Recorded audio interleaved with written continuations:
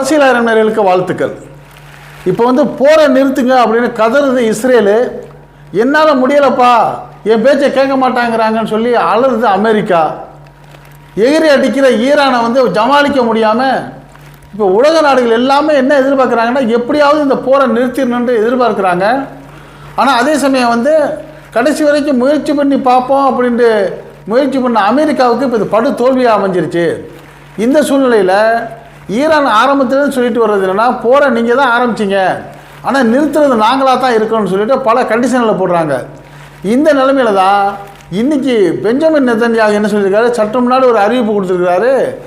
நாங்கள் வந்து ஈரானுடைய யுரேனியத்தை வந்து செறிவூட்டலை வந்து முற்றிலுமாக அழிச்சு ஒழிச்சிட்டோம். இப்போ அவங்கள்ட்ட வந்து அதெல்லாம் கிடையாது. நாங்கள் எந்த நோக்கத்துக்காக அவங்கள்ட்ட போர் தொடுத்தோம், அவங்கள்ட்ட வந்து அணு ஆயுதம் இருக்கக்கூடாது, யுரேனியம் இருக்கக்கூடாதுன்னு அதை அழிச்சு முடிச்சதுனால இப்போ நாங்கள் போரை நிறுத்த போகிறோம் அப்படின்னு சொல்லி இந்த இஸ்ரேல் அறிவிச்சிருக்கு. இதை பல அரசியல் நோக்கர்கள் என்ன சொல்கிறாங்கன்னா, இனிமே இந்த இஸ்ரேல்னாலேயும் அமெரிக்காவாலேயும் ஈரான்கிட்ட வந்து சண்டை போட முடியாது, பலம் இழந்துருச்சு.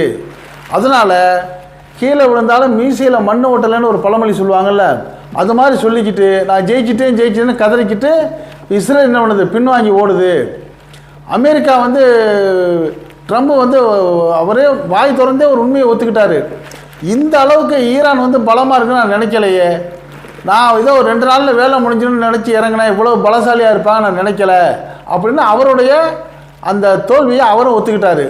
இப்படிப்பட்ட சூழ்நிலையில் எப்படியாவது இந்த ஈரான்கிட்டேருந்து வென்று விடலான்னு நினச்ச இஸ்ரேல் அமெரிக்கா தோல்விங்கிறது கன்ஃபார்ம் ஆன நிலையில் இந்த போர் எப்படி நிற்கும், என்ன நடந்துச்சு, என்ன நடக்குது, என்ன நடக்க போகுதுங்கிற தகவல்களை சில நிமிடங்கள் நீங்கள் வந்து கவனமாக கேட்குறதுக்கு வாங்க இப்போ நம்ம வீடியோக்குள்ளே போவோம்.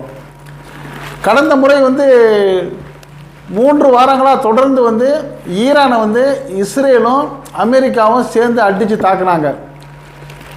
பிப்ரவரி 28ஆம் தேதி அந்த ஈரானுடைய தலைவர், உச்சபட்ச தலைவர் அயத்துல்லா அல் கொமேனி உள்ளிட்ட முக்கியமான அவர் குடும்ப நண்பர்கள், பெரிய அதிகாரிகள்லாம் என்ன பண்ணாங்க, ஒரே நாளில் வந்து குண்டு போட்டு அழித்தாங்க. அதை தொடர்ந்து அந்த ஈரான் இராணுவம் வந்து செயலிழந்து கீழே விழுந்துடும், சோர்ந்துடும் நினச்சாங்க. ஆனால் அயத்துல்லா அல் கொமேனி என்ன பண்ணிட்டாரு, நான் நாளைக்கு கூட இறக்கலாம், நானே இறந்துட்டாலும் இந்த நாட்டை எப்படி பாதுகாக்கணும், எப்படி போரை நடத்தணும்னு சொல்லி அவர் படிப்படியாக ஒரு செட்டப் செஞ்சு வச்சுட்டு ஆட்டோமேட்டிக் மோடை உருவாக்கிட்டு போயிட்டதுனால கொஞ்சம் கூட தொய்வு இல்லாமல் வந்து ஈரான் வந்து எதிர்த்து அடிக்க ஆரம்பிச்சிருச்சு. இவ்வளோ பெரிய அடியை தாங்க முடியாத இஸ்ரேலும் அமெரிக்காவும் திணறிக்கிட்டு இருக்கிறாங்க. இன்னும் ஒருபடி மேலே வந்து இந்த அமெரிக்கா என்ன பண்ணுது, இந்த ஈரானை அடிக்கிறதுக்கு அமெரிக்காவுக்கும் ஈரானுக்கும் 13,000 கிலோமீட்டர் தூரம் இருக்கிறதுனால ஈரானுக்கு பக்கத்தில் இருக்கிற மத்திய கிழக்கு அரபு நாடுகள் இருக்காங்கல்ல, அந்த அரபு நாடுகளில் வந்து இவங்க தளம் அமைச்சிக்கிட்டு இருந்தாங்க அமெரிக்கா. அந்த தளத்தில் நின்றுக்கிட்டு அந்த Saudi, Bahrain, Abu Dhabi, Dubai, Kuwait, Riyadh, Qatar, Iraq போன்ற அந்த நாடுகளில் உள்ள நாடுகளில் போய் தளத்தை அமைத்துக்கிட்டு, இராணுவ தளத்தை அமைச்சிக்கிட்டு அங்கேருந்து ஈரானை தாக்குனாங்க. அது ரொம்ப அமெரிக்காவுக்கு வசதியாக போச்சு. இப்போ ஈரான் என்ன சொல்லிச்சு, நீ வந்து எங்களுடைய இஸ்லாமிய நாடுகள்லேயே நீ உன் தளத்தை வச்சுட்டு எங்களையே தாக்குறார், ஆனால் திருப்பி நான் வேறு வழியில் ஒன்று அடித்து தான் ஆகணும், ஆனால் நான் வந்து இஸ்லாமிய நாட்டு மக்களையோ அந்த நாட்டையோ அழிக்க மாட்டேன், உன்னுடைய இராணுவ தளத்தை அழிக்கிறேன்பான்னு சொல்லி கடுமையான பதில் தாக்குதல் கொடுத்துச்சு. இப்படிப்பட்ட சூழ்நிலையில் தான் இந்த மத்திய கிழக்கு நாட்டில் இருந்த அரபு நாட்டுடைய இராணுவ தளங்கள்லாம் பட்டு நாசமாக போச்சு, மோசமாக போச்சு. இப்போ அந்த மத்திய கிழக்கில் உள்ள அரபு நாடுகள்லாம் என்ன பண்ணாங்க, நம்மளுக்கு பாதுகாப்புக்கு தானே அந்த அமெரிக்காவை கொண்டாந்து இங்கே நிறுத்தணும், அமெரிக்காவை கொண்டாந்து நிறுத்தி நம்மளுக்கு பாதுகாப்பு கொடுங்கிறப்ப அவனுக்கு இடத்த கொடுத்தான், சாப்பாட்டை கொடுத்தான், சம்பளத்தை கொடுத்தான், எல்லாம் கொடுத்தோம். இப்போ அவன் நம்ம இடத்துல இருந்துக்கிட்டு அவன் தேவைக்கு வந்து ஈரான் அடிக்கிறான ஒழிய நம்மளுக்கு பாதுகாப்பு இல்லாமல் போச்சு. இப்போ நம்ம இராணுவ தளத்தை ஈரான் தாக்குறப்போ போடுற அந்த ஆயுதங்கள் வந்து சிதறப்ப நம்ம மற்ற சில பகுதிகளும் பாதிக்கத்தானே செய்யுது. இப்போ கூட நம்மளுக்கு அமெரிக்கா உதவலையே, இப்போ இந்த அமெரிக்காவை நம்பினது எவ்வளோ மோசமாக போச்சுங்கிற முடிவுக்கு இந்த மத்திய கிழக்கில் உள்ள அரபு நாடுகள்லாம் இப்போ வந்துட்டாங்க. சரி, இது இப்படியே இருக்கட்டும். இப்போ இஸ்ரேல் கதற ஆரம்பிச்சிருச்சு, இனிமேல் போர் வேண்டாம், இனிமேல் தாங்காது. ஏன்னா இஸ்ரேல் சின்ன பின்னமாகிருச்சு. அந்த இஸ்ரேலில் உள்ள டெல் அவிவ், ஹைபா, அஸ்கலாம், ஜெருசலாம், கேட்ஷோமான், வடக்கு கோரான்கள் எல்லாமே வந்து அடித்து தோஷம் பண்ணிடுச்சு ஈரான். அங்கே வந்து இந்த ஏற்கனவே நம்ம சொன்னோம்ல, இந்த பாலஸ்தீனத்தை போல் இப்போ இது ஆயிடுச்சு.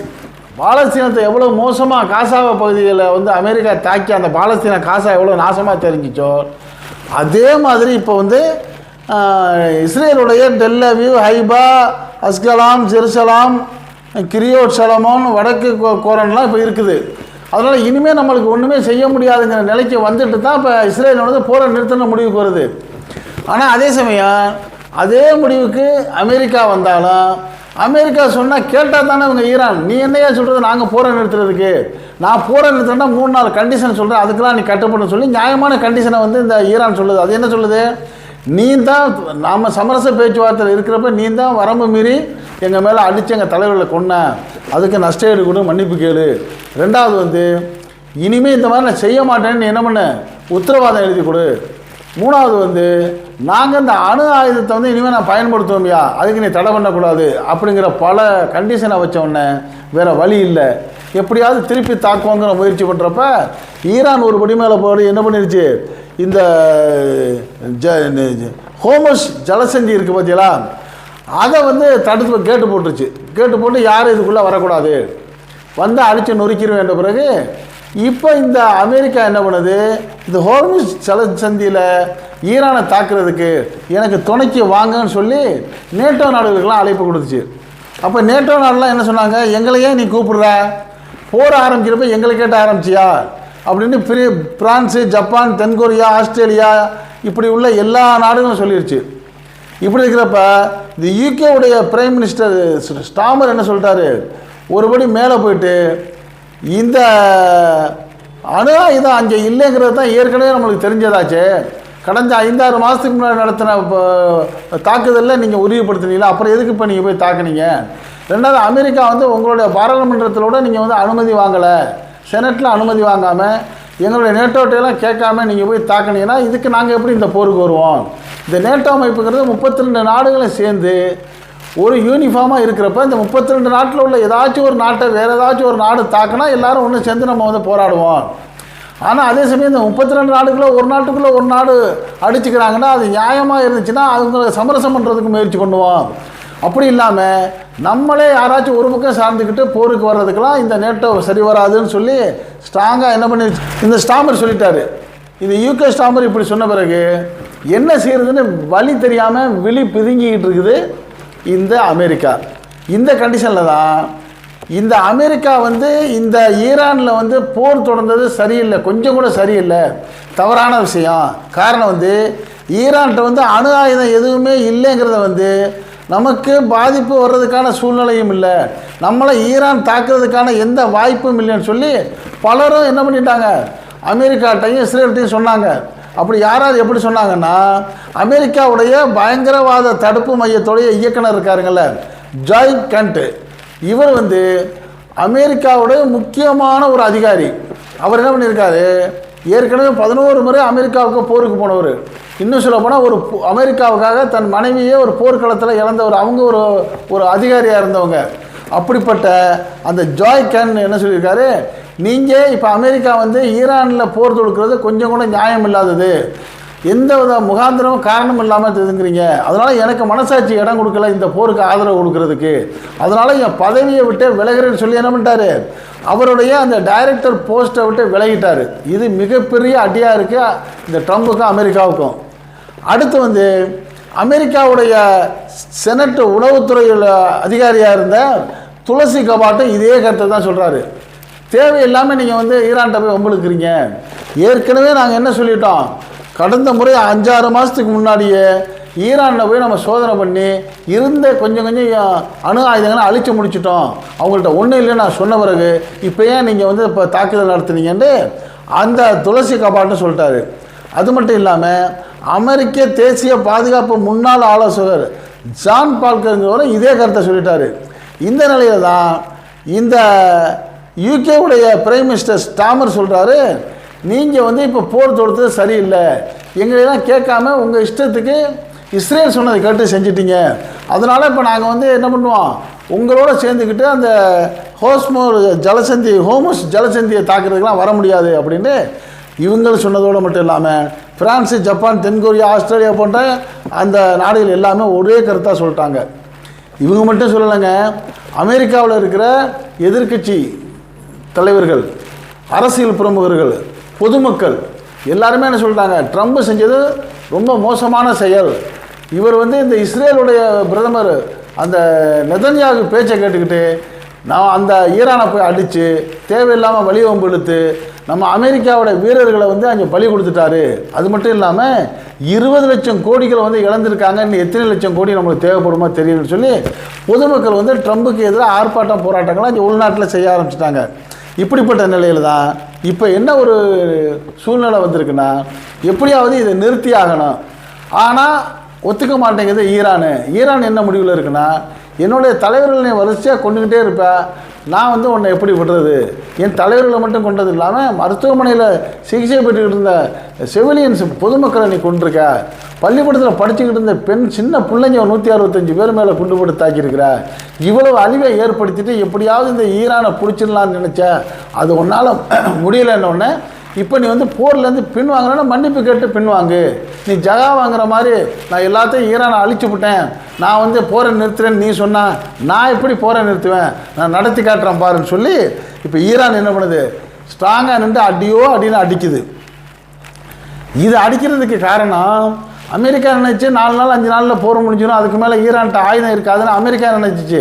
ஆனால் ஈரான் என்ன பண்ணியிருக்காரு, அந்த அயத்துல்லால் கொமேனி வந்து 20 வருஷத்துக்கு முன்னாடியே மிகப்பெரிய பாதாளத்தில் ஒரு இராணுவ நகரத்தை உருவாக்கி அதில் வந்து ஏகப்பட்ட இராணுவ தளவாடங்களையும் ஆயுதங்களையும் மிசைல்ஸுகளையும் ஏவுகணைகளையும் வருஷக்கணக்கில் போர் நடந்தாலும் ஸ்டாக் இருக்கிற மாதிரி செஞ்சு வச்சுட்டு போயிட்டார். அதில் அதிநவீன கருவிகளையும் செஞ்சு வச்சுட்டு போயிட்டு இப்போ அடிக்கிற அடியில் தான் தாங்க முடியாமல் இப்போ அமெரிக்கா அலறுது. இன்னொரு பக்கம் இந்த ஈரானுக்கு சப்போர்ட்டாக ரஷ்யாவும் சீனாவும் வடகொரியாவும் இறங்கின உடனே அமெரிக்காவுக்கு கதி கலங்கி போச்சு. இப்படிப்பட்ட சூழ்நிலை தான் எப்படியாவது போரை நிறுத்தணும்னு அவங்க துடிக்கிறாங்க. ஒரு வகையில் போரை நிறுத்துறது நியாயம்தான்.